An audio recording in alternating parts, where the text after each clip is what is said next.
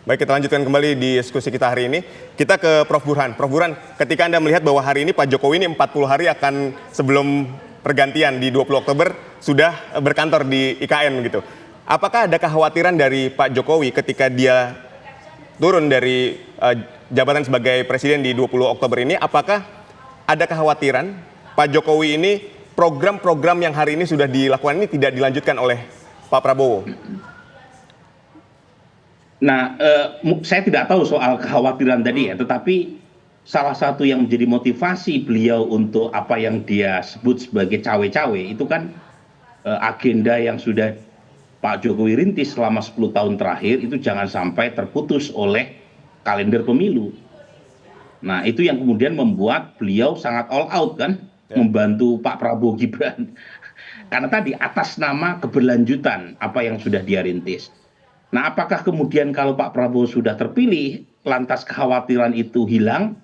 Ya belum tentu juga, karena bagaimanapun Pak Prabowo kan pasti punya agenda prioritas sendiri juga. Betul. Punya program makanan bergizi, mungkin punya semacam prioritas dalam soal pertahanan, mungkin juga soal isu-isu internasional. Jadi setiap pemimpin punya kekhasan.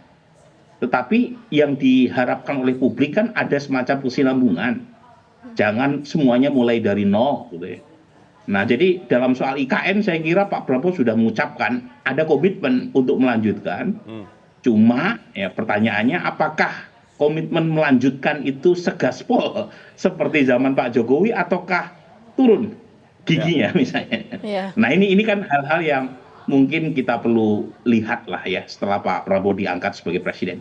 Oke, tapi begini Prof, kalau kita melihat kita kan bicara soal matahari kembar ya. Nah, ini bagaimana hubungan Pak Prabowo dan juga Pak Jokowi per hari ini? Per hari ini masih bagus ya hubungannya. Memang ada 1-2 isu yang memunculkan spekulasi hubungannya agak sedikit memburuk. Makanya kemudian ada acara Rapimnas Gerindra yang menunjukkan kemesraan keduanya untuk membantah spekulasi tadi ya. Tetapi overall dibanding dengan Filipina luar biasa itu nggak ada apa-apanya. Di Filipina itu agak mirip ya dalam kasus di Indonesia. Filipina presiden terpilihnya 2022 namanya Bongbong Marcos. Memilih anaknya presiden yang populer Duterte namanya Sarah Duterte. Setelah menang terjadi pisah jalan yang luar biasa keras. Karena Duterte masih merasa punya kontribusi besar dalam proses pemenangan Bongbong Marcos. Meminta anaknya bukan semata-mata jadi wapresnya Bongbong, tapi juga menteri pertahanan. Kata Bongbong Marcos, who is the boss? I am the boss. Dan dia menolak permintaan Duterte tadi. Sampai kemudian muncul pernyataan keras dari Duterte untuk menggulirkan impeachment kepada Bongbong Marcos. Ya, situasi kayak begini jangan terjadi. Ya, namanya sudah selesai masa jabatannya. Ya lebih baik ya siapapun presiden, siapapun pemimpinnya tahu ya semacam kebajikan publik. Setiap masa ada pemimpinnya, setiap pemimpin ada masanya. Dan saya kira Pak SBY sedang mengingatkan political correctness semacam itu. Ya. Bang Andi, ini kan kita melihat program keberlanjutan. Apakah program keberlanjutan ini yang dimaknai oleh Pak SBY ini adalah akan menciptakan matahari kembar di kemudian hari, bahwa ketika Pak Prabowo menjalankan program Jokowi terdahulu ya Pak Jokowi ini masih punya andil di situ, sehingga ada 2 matahari seolah-olah. Jadi tadi yang dikatakan Bung Burhan, bahwa setiap pemimpin ada masanya, setiap masa ada pemimpinnya. Inilah kita dalam proses transisi ini. Saya ingat Pak SBY dulu pernah bermimpi, bahwa satu ketika bermimpi naik kereta bersama-sama Ibu Mega dan Pak Jokowi satu ketika, lalu kemudian Pak Jokowi pulang kampung di Solo, terus Pak SBY agak terus sedikit kemudian ke Pacitan, lalu Ibu Mega terus ke Blitar kan begitu. Jadi suasana semacam itu, mudah-mudahan itu model semacam kan Pak Jokowi mengatakan ada keinginan juga untuk pulang kampung toh. Nah, di antara mantan-mantan pemimpin pada waktu selesai ya selesai masing-masing pulang kampung. Nanti kemudian matahari baru muncul yaitu yang namanya presiden baru yaitu Presiden Prabowo dalam konteks ini ya. Dan kalau itu bisa berjalan dengan smooth, saya rasa kita semua senang, bangsa juga senang dan tenang bahwa kepemimpinan bisa dilakukan transisi kepemimpinan dengan baik dan bangsa kemudian mendapatkan benefit dari kebijakan-kebijakan yang dari pemimpin baru nanti. Oke, tapi kalau sejauh ini pertanyaan saya tadi ya, kalau tadi kan Prof. Burhan menyampaikan bahwa hubungan per hari ini baik-baik saja, tapi kalau menurut, ini kan pelakunya langsung nih, Demokrat, ini memang hubungan antara Pak Prabowo dan juga Pak Jokowi memang baik-baik seperti yang tadi disampaikan oleh Prof. Burhan? Justru harapan kita bahwa semua baik-baik saja. Baik-baik saja. Sekarang presidennya masih Pak Jokowi, beliau ada presiden kita sampai habis masa jabatannya. Dan kita harapkan juga hubungan terus-menerus juga baik itu kan antara harapan. presiden. Realitanya gimana, Bang Andi? Ya, itu kan harapan kita semua gimana? baik-baik saja. Yang kita cuma bisa berharap kan kita tentu saja kenyataannya harus di antara kedua pemimpin tersebut. Harapan kita yang kita bisa berharap bahwa presiden nanti siapapun nanti presidennya bisa juga hubungan baik dengan mantan-mantan presiden. Baik, Bang Andi. Ada misalnya dulu istilahnya presidential club yang ingin dibentuk oleh Pak Prabowo, ya kita lihat saja.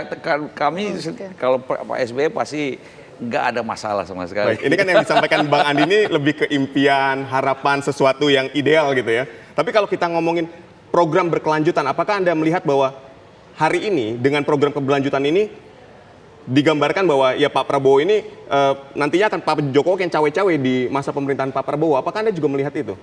Atau punya pandangan lain? Saya melihat bahwa pasti akan ada keberlanjutan.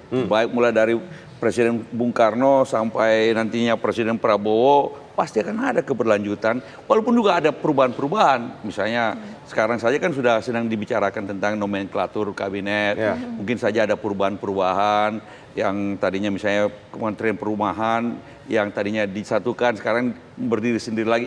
Itu pasti ada keniscayaan juga ada perubahan-perubahan. Tetapi yang kita harapkan adalah semua keberlanjutan dan perubahan itu menghasilkan yang terbaik bagi bangsa Indonesia. Nah itu yang kita bisa harapkan begitu itu. Jadi setuju ya dengan ada keberlanjutan? Oke, ini nggak dijawab secara spesifik sih Iya, sebetulnya iya. sih. Masih malu-malu Bang Andi, tapi kita menuju ke Prof. Burhan. Prof. Burhan, dengan apa yang disampaikan oleh Pak SBY ini di hari ulang tahun Partai Demokrat kemarin ya mengenai matahari kembar, apakah akan dan seberapa besar sih pengaruhnya terhadap kondisi politik per hari ini? Ya Pak SBY kan pintar sekali ya. Pertama mengambil analogi dari internal partai. Setelah beliau tidak lagi menjadi ketua umum Partai Demokrat dan menyerahkan kepada Mas AHY, beliau dengan bijak mundur supaya yang tampil hanya AHY sebagai satu-satunya matahari.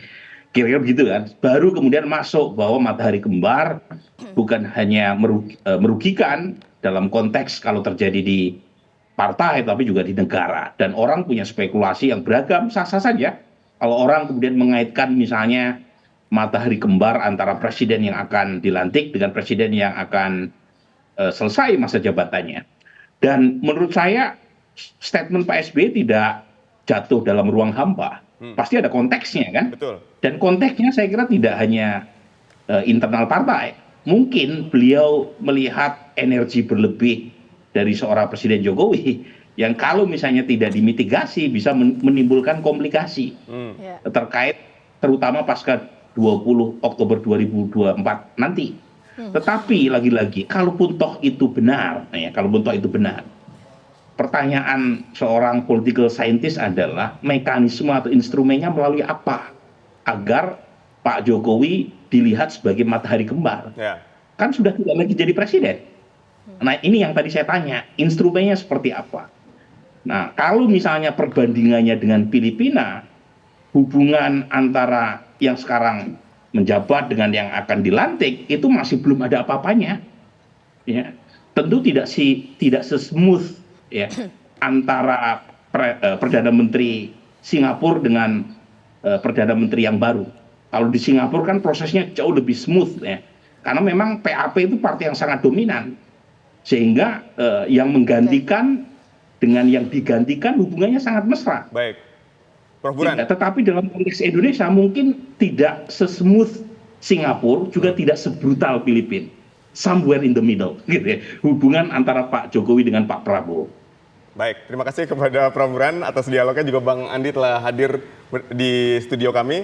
Kita akan melihat ya bagaimana nanti di 20 Oktober pergantian dari Pak Jokowi ke Pak Prabowo. Semoga program keberlanjutan bisa bermanfaat untuk semuanya.